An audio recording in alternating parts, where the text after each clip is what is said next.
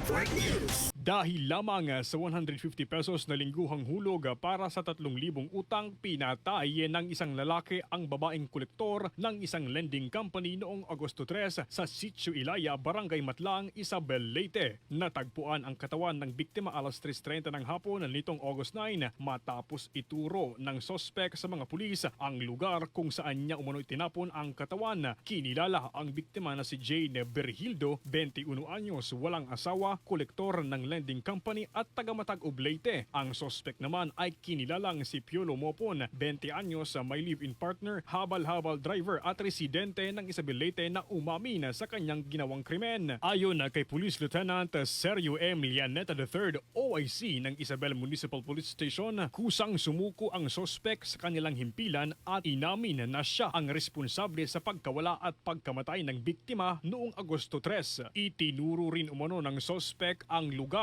kung saan naganap ang krimen at kung saan niya itinapon ang katawan ng biktima. Natagpuan doon ang katawan na nasa state of decomposition na. Batay sa karagdagang impormasyon, may 3,000 utang ang sospek sa lending company at sinisingil ito ng 150 pesos para sa kanyang lingguhang hulog. Ayon sa sospek, ginawa niya ang krimen dahil sa umano'y banta ng biktima na isusumbong siya sa pulisya kung hindi siya pipirma sa demand letter. Alas 10 ng umaga noong Agosto 3, sumama umano ang biktima sa sospek upang maningil ng pera na gagamitin nito sa pagbabayad ng hulog sa lending company. Sumakay ang dalawa sa motorsiklo at nagtungo sa bulubunduking bahagi ng Sitio Matlang. Pagdating sa lugar, habang binibiglang ng biktima ang balanse ng sospek, bigla umano itong sinakal at sinuntok sa lieg ng 5 beses. Matapos nito bumagsak umano ang ulo ng biktima sa bato nang manghina ito. Ayon din kay Lieutenant Lianeta, posible umanong minulestya ang biktima. Patuloy pa ang investigasyon upang matukoy ang buong pangyayari at iba pang sirkumstansya sa krimen habang inihahanda na ang mga kaukulang kaso laban sa sospek. Kasama mo mula dito sa Tacloban City, Radyoman Chester Sanita, Tatak, Armen.